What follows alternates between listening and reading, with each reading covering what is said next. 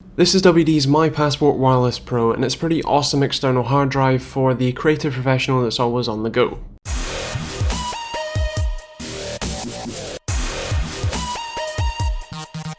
Check out our website at TechteamGB.co.uk for more info on both this and many other products, and also up-to-date news on all things tech. Stick around for this awesome video. Since this is the sort of product you can pick up in places like PC World or Currys and sort of in retail stores, you can see all of the information you would expect to know on the box, including its 2TB capacity, its HD streaming functionality, as well as SD card functionality, and the 10 hours of battery life. Now you also, or at least the model I got, came with a rugged carry case with many SD card sort of slots, which is quite nice if you're sort of a travelling photographer or videographer, for example, and you have a lot of SD cards that you want to keep safe and backed up.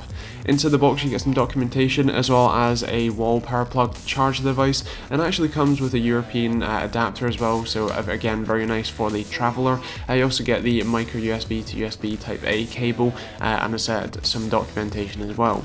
Now the front of the device has the default password for your specific device. It also has a Wi-Fi and hard drive activity LED. You also get 4 LEDs at the top of the device to show the battery status without having to turn it on, which is quite nice.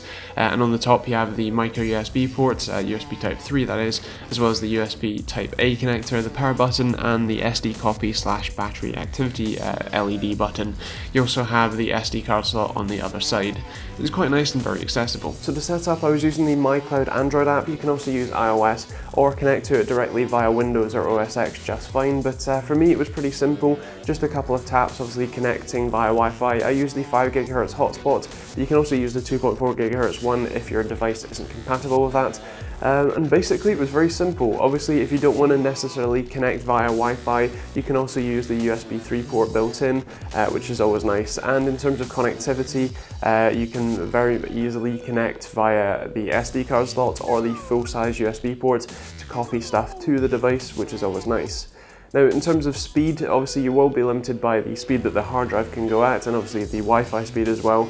But if you are looking to stream multiple movies off it, for example, especially if you have this and you want to, say, share footage with someone you're working with, if you're a photographer or a videographer, then it's very simple to do and can stream multiple 1080p films just fine, so that's always nice.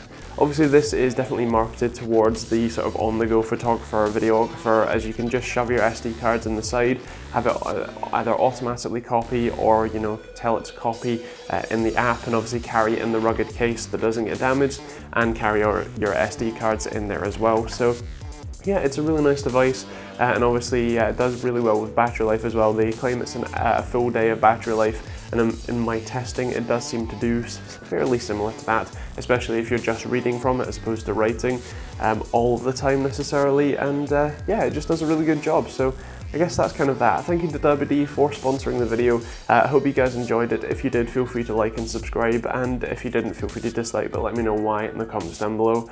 And yeah, I guess that's that. Check out some of the videos. Thanks for watching. I'll see you on the next one.